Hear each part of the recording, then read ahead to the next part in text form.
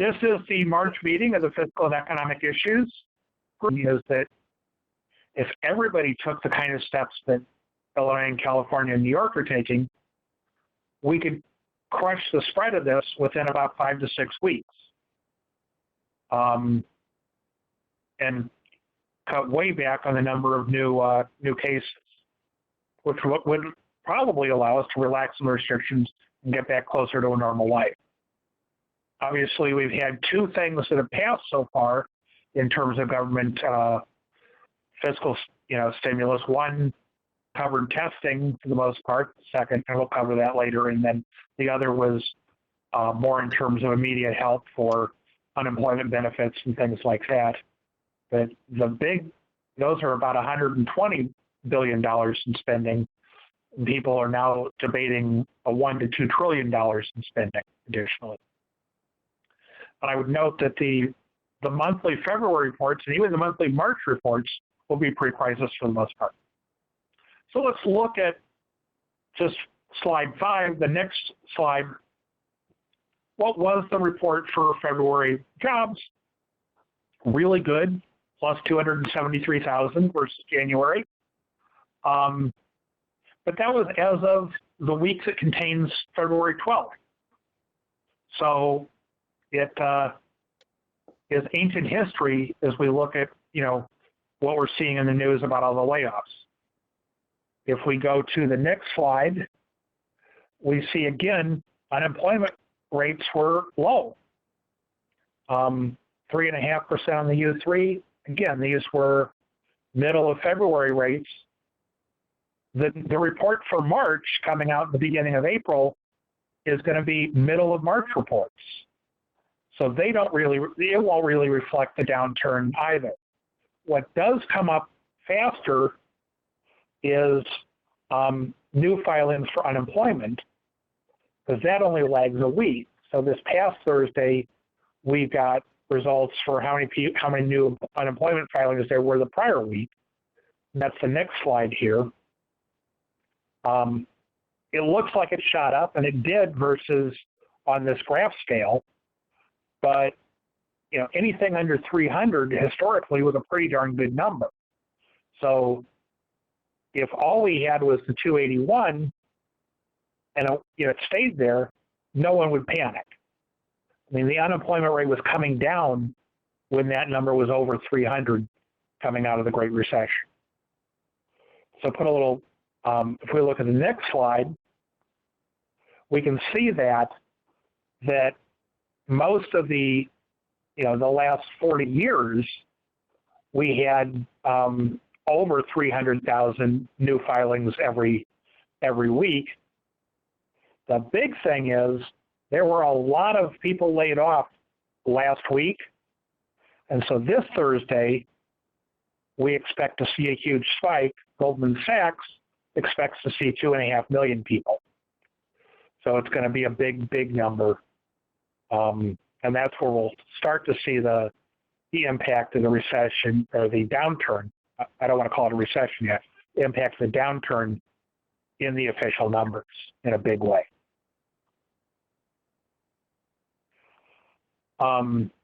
David has done a good job of capturing the number of reported, and this is the advance in the next slide, slide 9.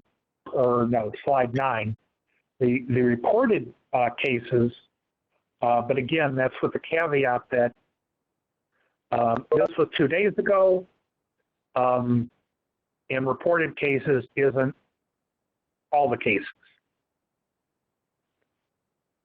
So it's the best data we have.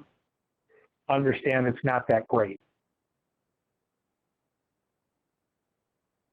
And the next graph, graph 10, slide 10, shows the ramping up by country once they reached 100 confirmed cases.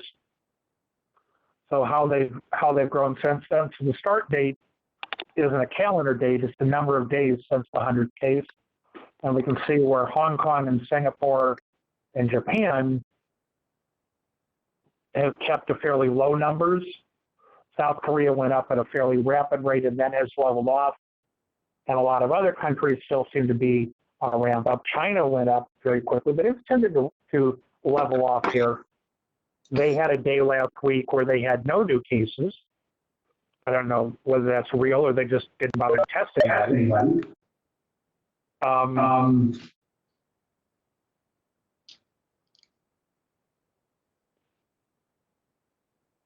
Somebody had a comment?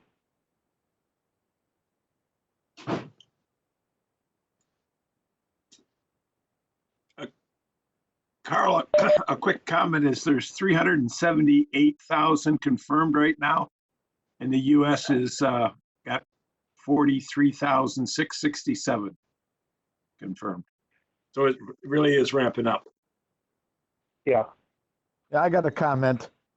You look at the slope of that U.S. line, and it's the steepest slope on this graph, and that is not a good thing. Well, understand that part of that steep slope is we're finally getting test kits out there so that the number is getting closer to the real, the confirmed count is getting closer to the real count.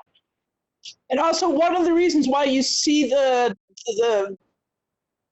steep trend in the South Korea numbers is that they were testing at a much, much higher rate than other countries early on. Yeah. So, yeah. So it allowed them to get there. And so within a couple of weeks after that really extreme testing, you know, they were able to level off in terms of the number of cases.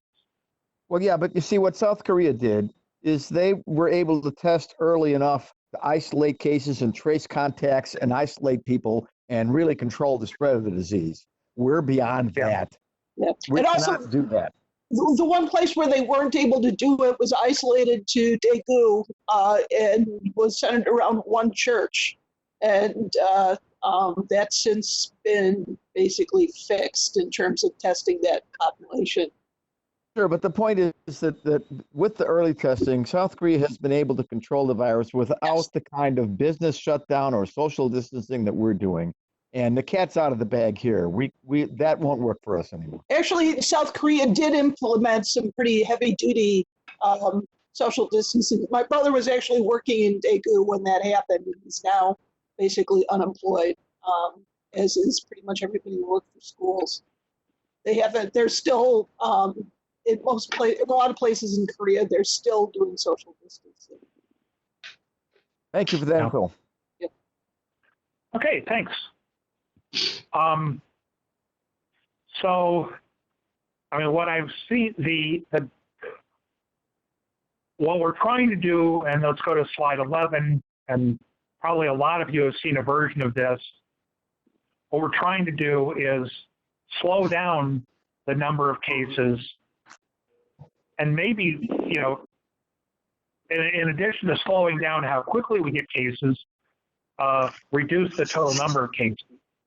But one of the problems they had in China, and we're seeing in Italy now, is you can have so many cases that you run out of, you know, ICU beds and doctors and ventilators, and you end up having patients who are ill who don't get treated, and patients who come in with heart attacks and other things that don't get treated because you don't have enough medical facilities to handle the large number of cases. So what the flattening the curve approach is saying, let's go ahead and slow down how fast we get the number of cases, so we can stay within our healthcare system capacity. What we're trying to do now with the really suppress the spread approaches that we're taking is, you know, crush the curve to a certain extent so that the number of new cases, once we go out 4, 5, 6 weeks, becomes much, much smaller. The idea being that if we stay within small groups of people, don't mingle, you know, for a couple of weeks, you know, some people will get sick, but they won't be spreading it outside of their small group of people. So they can go in and get treated. the group of people they might have spread it to get quarantined for another 2 weeks. And then at that point, the number of new cases starts getting to be very, very small. And so that's the hope of this, but it only works if, you know, the whole country participates. I don't know if it was a new picture. My friend posted on Facebook over the weekend. They were over at their cottage in Michigan, out at a restaurant. So sit down eating. So every state is not doing this. Obviously, Florida wasn't doing it over spring break.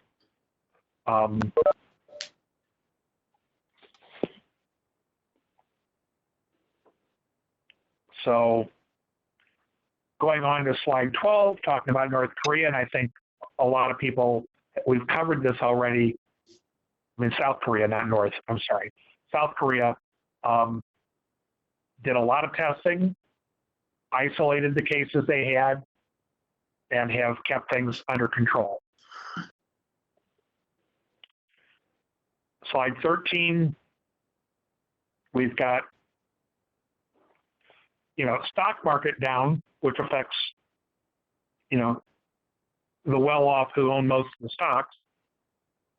And then the things that are affecting workers, airlines, hotels, sporting events, restaurants, bars, theaters, all getting shut down, and people getting thrown out of work. At the dropping down a couple of bullet points, grocery stores booming, pizza delivery booming, and they're hiring. So it's mostly a negative economic impacts with a few positives. We all wish that we had been able to do what the one was a senator who sold most of their stocks and then put their money into telework, and you know, after getting the you know, intelligence reports. And I'm hoping that that person goes to prison. I'm sorry.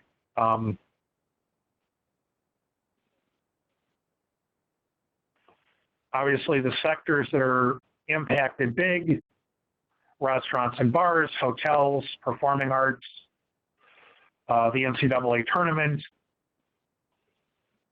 air transportation, amusements, gambling, recreation. Disney World shut down, casinos are shut down.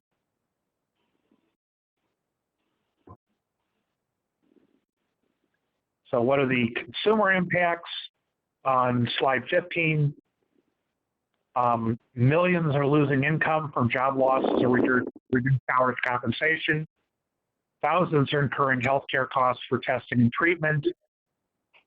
Companies are, you know, approaching the brink due to reduced demand, especially bars and restaurants and companies like that. The stock market declines are impacting investors. And, you know, fear and uncertainty means that typically people will reduce consumption, household save what they can if they are working. And then the next one, just the next slide, 16, just shows the stock market having declined and the oil prices. So, you know, if we didn't have all the restrictions on travel, now would be a really good time for that Route 66 road trip. I say that a lot of you have heard the story that my brother called me in 2008 to do a Route 66 road trip when gas prices in Chicago and California were over $4 a gallon. Let's go ahead and take a break and get questions for this first section. If there are any people who have submitted, or unmute yourself if you have a question, and let's hear it. Carl, just to let you know, not only did Maggie join and Mark Allen, but Sonny Cohn and Jim McGrath have joined. I'm looking right now. Kathy has said if everybody could take a selfie and send it to her for our website photos. She would love to put those photos up yesterday. Last night, Sarah sent a picture of brownies. Let's see. I need a haircut and I haven't shaved in a couple days. So Sarah notes that a lot can't collect unemployment, so it won't show either. I'm sorry, what was that last comment? Sarah had put a note here that a lot of people can't collect unemployment, so it won't show either. Okay, they might have tried to file, but you're right. There's a large group of people that are not eligible for unemployment, whether they be 1099 workers like Uber and Lyft drivers, or one anecdotal story I read about a young man, young to me anyhow, who had been working out in New York, New Jersey area, quit his job at the end of the year, moved out to Oregon, I think, had been working full-time in Oregon for the last couple of months, got let go due to the coronavirus impacts, filed for unemployment in Oregon, declined because he hadn't been working there long enough, filed for unemployment back east, and because he voluntarily left his job, he was ineligible there. So we've got, in addition to the Lyft and Uber driver holes that we've got to fill, we've got to figure out how to deal with, the oddball cases like that one. Hopefully there are not too many. Okay. Yeah, but there's other things we have to do about unemployment. Often unemployment only supplements about 50% of what you used to be earning. It needs to be more than that. Often it's limited in time. We need to make it last as long as we require people to stay home. If we want people to stay home, we have to pay them to stay home. Yeah. No, that's true. Once this thing is lifted, where hopefully in a couple of months people can start to go back to work, we don't want people to come in sick. So we need to have good benefits at that point to keep sick people home and not come in and share. So now let's go to slide 17 and talk about what some of the policy responses have been and might be.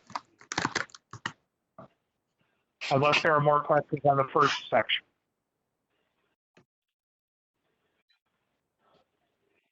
Okay.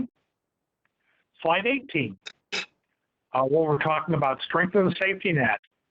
For unemployment insurance, increase the benefit amount and the duration.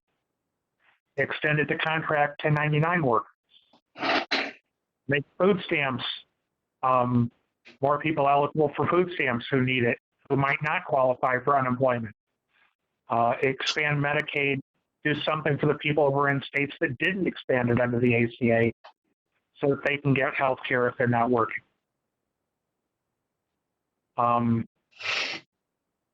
Obviously, and cease any of the Trump administration work-based requirements for Medicaid and food stamps if the courts, haven't even if the courts have shut them down, make it the law that he can't go implement things like that. In addition to helping people, we've got to help businesses. A lot of this is going to be in terms of loans, not the help for people is going to be in terms of assistance that's not going to get paid back. The help for businesses, for the most part, is probably going to be in terms of loans that we expect to get paid back. Although the first bullet here on helping small businesses, the UK-Denmark model, is the government covers 75% of the payroll while a business is shut down.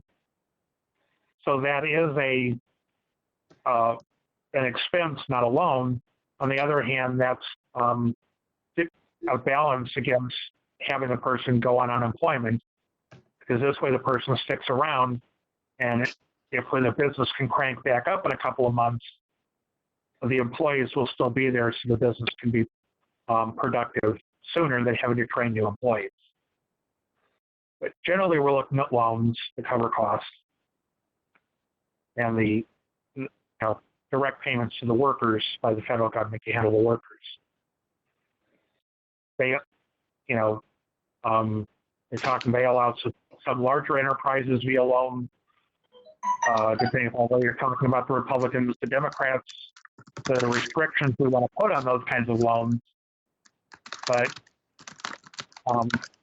as pointed out here, the TARP program loans were pretty much paid back 100%, including interest. So we didn't, although they were a temporary expense, they weren't a permanent expense. And then the last item here is direct checks to people, $1,000, $2,000, $1,200, $2,000 a month. And at this point, I'm not a fan of that, especially doing that quickly. Right now, we don't, we need to help the people that lost their jobs and have lost their income. Most people don't fall into that category. Even assuming unemployment went and that percent of impacted was 20% of the workforce, that still means that 80% of the households will not have had an income impact and don't need a check right now because we don't need general stimulus. I mean, after 9/11, Bush's advice was probably right. Go out and spend. Go to the mall. Go to Disney World. Go spend money. Help the economy. That's, going out to the mall and going to Disney World is not what we want to encourage people to do at the moment. 6 weeks from now, 8 weeks from now, maybe the time for a general stimulus. But we shouldn't be trying to get a check to everybody next week, like the Trump administration was trying to do. Carl? Yes. Sonny asked the question. He says he would like to discuss the tug of war in Congress over the bailout proposals. And I noticed that the Fed did something today that kind of was an end run around Congress. Can you address those, or is there a slide coming up? I've got some slides that talk about what's happened so far. So I'd like to defer that conversation for a few slides and come back to it. And as far as discussing what's going on in Congress yesterday, today, the specific bills, I certainly am not an expert on the details there and would welcome input from the group or anyone else. But let's go to slide 19. Krugman talking about economic stabilizers, and I'll let you look at the numbers in the chart later. But, top right, what policy can do is reduce the hardships facing those who are temporarily out of work. We need to spend much more on economic stabilizer programs like paid sick leave, unemployment benefits, food stamps, and Medicaid that aid Americans in distress. We need far more help than we'll get from across the board cash drop. It might provide some stimulus, but that's not what we're trying to do right now.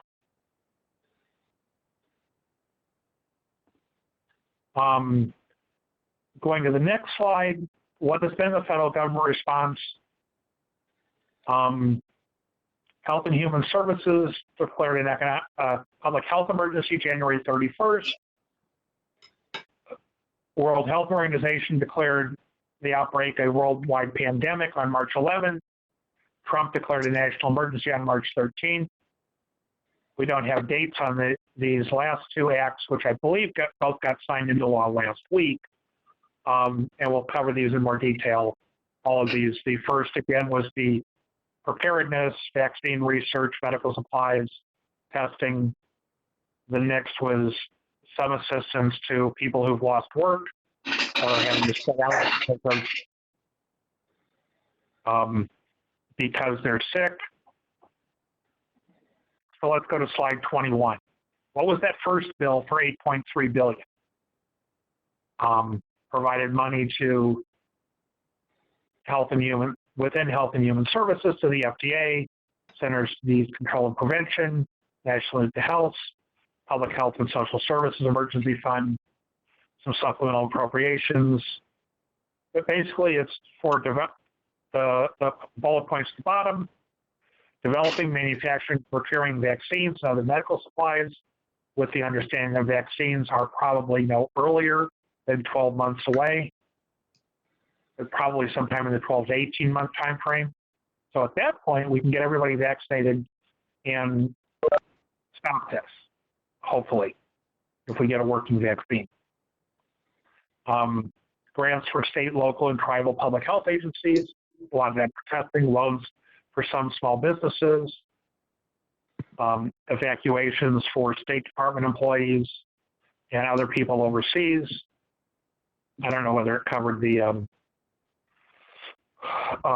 what was JFK's program for young people working overseas. But I know that they've all come home now as well. Humanitarian assistance and support for other countries to try and stop the spread here, as well as allowing Medicare to use telehealth services to avoid person-to-person contact. So that was the first 8.3 billion. The next slide, the Family First Act. Hello? Yeah, question? There was a comment. Ed Spire said, I have some input on the Senate discussions whenever you want it. So. Okay, we're probably a couple of slides away, but we welcome it at that point. Okay. The Family First coronavirus response was enacted last Wednesday. I can do the date arithmetic, March 18th. 105 billion in spending. It established a federal emergency paid leave program, expanded unemployment benefits, provided grants to states for processing and paying the claims. So it did a number of the first steps to help people. It's incomplete as it goes on for the slides here and all the bullet points, but it was a good first step. And what it didn't do was do a lot for providing support for companies, especially companies that have been shut down by the government. Right. So that's, like at various levels of government. I mean, here in Illinois, we shut down all the bars, the restaurants, the gyms, the, folks like that. And so we're putting a world of hurt on a lot of businesses. Slide 23 was the first proposal for a big stimulus because, so it would add $1 trillion in spending or, deficit to I don't know what the timing on these, whether it would all be part of the current fiscal year. Remember, before this, we were projecting a budget deficit in the current fiscal year, which ends September 30th, of over $1 trillion. But this probably wouldn't be all in 1 year. So, we probably won't see a $2 trillion deficit this year if it's only a $1 trillion proposal. When we're talking about some of the proposals that are closer to $2 trillion, we might see a $2 trillion deficit this year. Oh. So 23 was the first Treasury Department proposal. 24 was an early Republican Senate bill. David can correct me as to which version this is. Because I think the Senate has had a couple of versions. One was voted down yesterday, one was voted down today, or at least did not progress, didn't get closure. Maxine Waters did something in the House, but the House has been on recess, and so I expect the House to be coming forward with their own versions of these the big bill in the next day or two. And now I welcome anything that anybody can help us out with for what's the current status of any of these. So, Well, I'll be glad to comment on what's going on in the Senate. Okay. The GOP has put together a bill that they claim will replace income. They're saying that if you have made money in the past, we will send you some checks. If you made too much money, we won't send you. I have heard that the original bill said if you didn't make any money last year, we're not going to send you any money because we're not replacing any income lost. Now, I perhaps that provision has been removed, but the point is that the Democrats are resisting because there's not enough money in there to help states do unemployment insurance. If we're going to keep the economy running, we need to make sure that unemployment insurance covers more than what it usually does. Usually, it covers about 50% of your salary for maybe 6 months. The Democrats are looking for 75 to 100% of salary for maybe as much up to as much as 9 months because it might take that long before we can stop the lockdown. The other thing that's a big problem is that the Democrats are very unhappy with the corporate bailout that doesn't have any strings attached to it. Now, to be clear, I'm in favor of business bailout because I think that if we let businesses go bankrupt during this, it means it'll be harder for people to find jobs when the dust settles. So I'm in favor of encouraging businesses to not go bankrupt during this.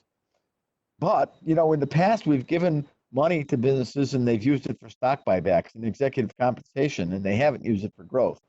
So a lot of the Democrats are saying we'll give money to business, but only if they are required to use it to keep people employed. And frankly, I think that keeping people employed is better than unemployment insurance. So that's really where the major discussion is right now in the Senate. The Democrats are wanting bailouts to be restricted to be used for keeping people employed, but not to be strings of money, not with no strings attached. And they want more money in state unemployment situations than just money to everybody. Because some people get money, they don't need it. Frankly, I don't need it. My kids do. If I get any money, I'm going to send it to my kids. So some means testing might make some sense, and some strings attached to business money might make some sense. That's what I'm seeing. okay. So the version of the bill, the senator is still talking about checks to everybody as opposed to,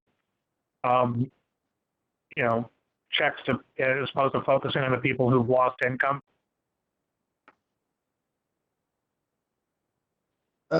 My understanding is that right now they've loosened up a little bit. They used to say, originally they said, we're going to send money to people that had income last year less than $75,000. So if you're a middle class type and you had income, we're going to help you get through this. But if you made a lot of money, we're not going to help you. You probably don't need it. If you didn't make any money, we're not going to help you because we're not replacing any salary. So my understanding is the bottom restriction is gone, but the top restriction is still there, and that's fine with me. I think that makes sense to help people that need help and don't help people that don't need help. But more importantly is doing it through unemployment insurance and making sure that unemployment insurance covers the people who are unemployed, and helping states do that is more focused than just giving money to everybody. Yeah. So, As I Ed, pointed out earlier. Go ahead. sorry. So Ed, you like the unemployment insurance proposal? Am I understanding right? I like the fact that we're focusing money on unemployment, but I don't believe that we focused enough money there. Okay. I think that we need to do more to help states ensure that unemployment covers at least 75%, if not 100%, of lost income. I'm on the phone call. And that we need to What? we need to make sure that unemployment covers at least 75%, if not 100%, of lost income.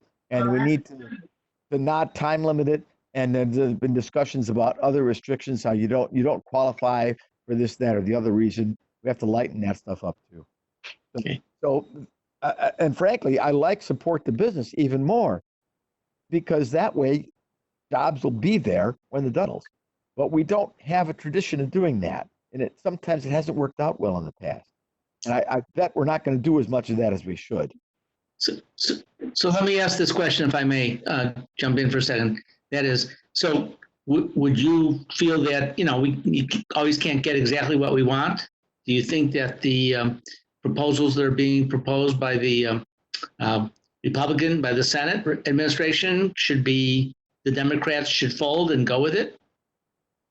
I frankly do not. I think that some of the things in those proposals are onerous. I mean, there's a clause in there that says that if you're an organization that gets money through Medicaid, you are not eligible for business loans. Oh, okay.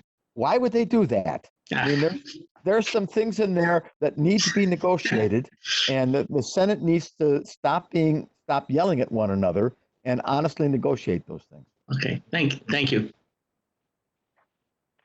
Appreciate the input, guys. Thank you. Yeah. Thanks. Okay, so, and then just the next slide, 26, talks about historical budget deficits and the couple of years of surpluses, and just the way that the CBO cut things off. They cut off the fact that we actually had a budget surplus in fiscal year 1969. There used to be a little blip all the way over on the far left, slight surplus. But in any case, we saw some huge budget deficits with the Great Recession. We saw big budget deficits back in the early 80s recessions, and we're going to see huge budget deficits this year, given what we're talking about, where if we're talking about adding $1 trillion, that's roughly 5% of GDP, which puts us back in the kind of the biggest deficits during the Great Recession.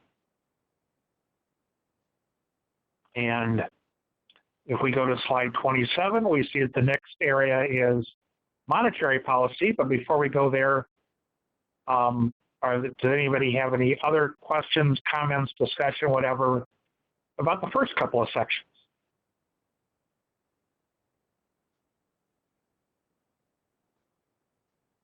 Let's just talk about the Maxine Waters bill just for a second. Can we go back a couple slides, the one before the budget deficit slide?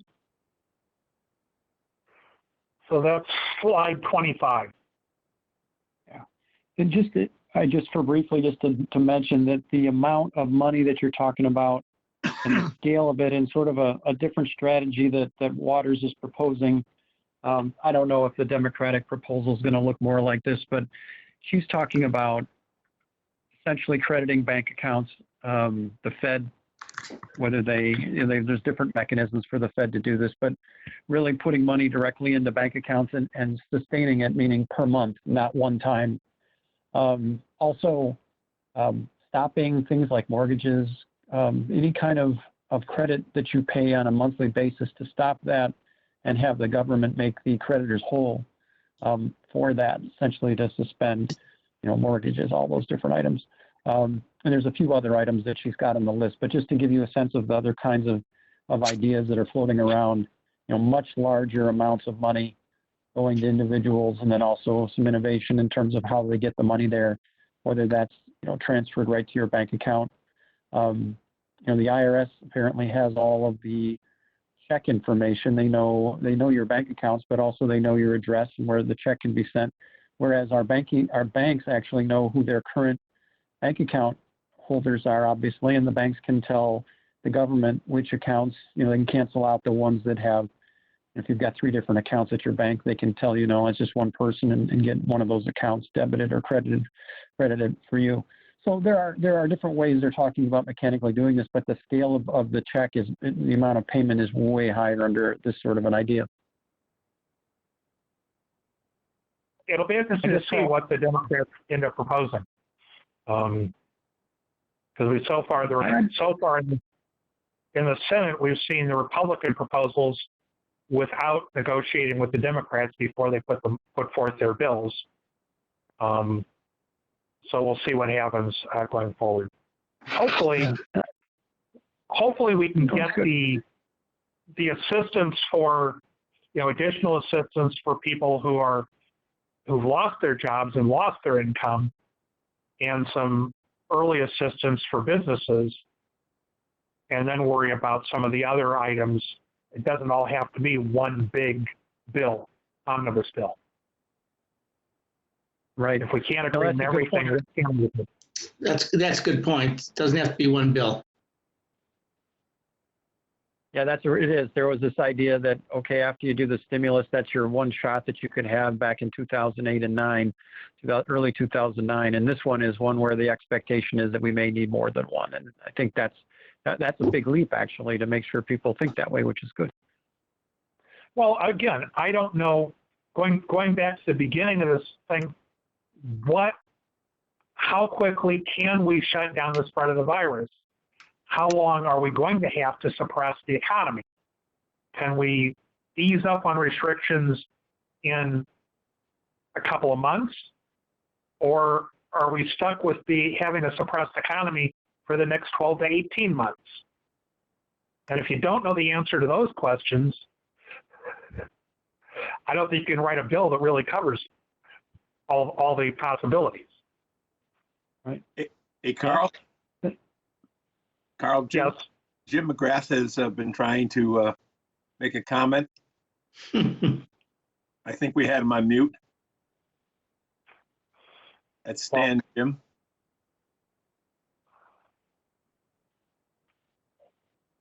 I think if he stars 6, he goes off mute.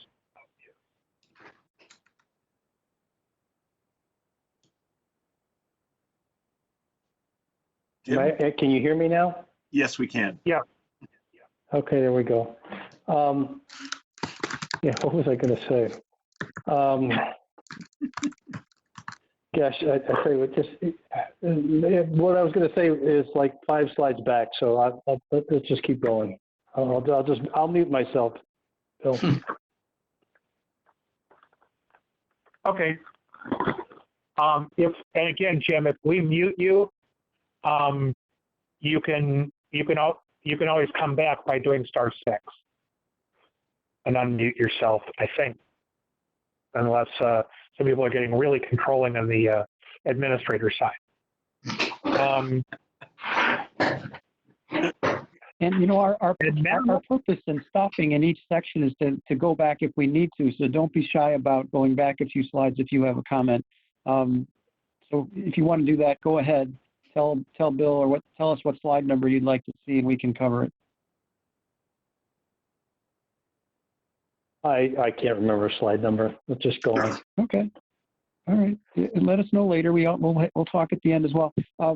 Carl, the next section I've got is the monetary policy. Do we want to take a bathroom break here and come back in 5 minutes? That works for me. Okay.